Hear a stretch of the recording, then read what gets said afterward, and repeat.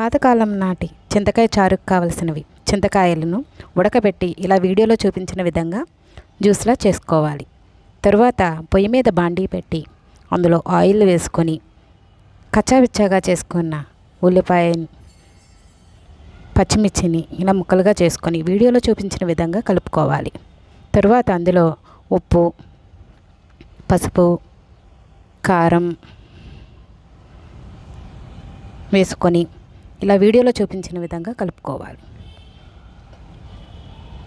తరువాత ఇందులో ములక్కాడ ముక్కలు, బెండకాయ ముక్కలు, నిలువుగా చీరుకున్న వంకాయలను వేసుకొని ఇలా వీడియోలో చూపించిన విధంగా కలుపుకోవాలి. తరువాత ఒక 5 నిమిషాలు మగ్గించిన తరువాత ఇలా దగ్గరికి వచ్చిన తర్వాత వీడియోలో చూపించిన విధంగా కలుపుకొని ఇందులో మనం ఉడకపెట్టి జ్యూస్ చేసుకొని రెడీగా పెట్టుకున్న చింతకాయ చారుని అందులో వేసుకోవాలి.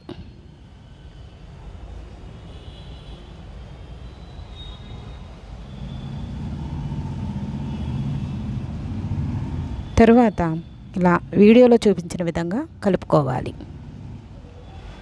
ఇది మీడియం ఫ్లేమ్లోనే మరిగించుకోవాలి.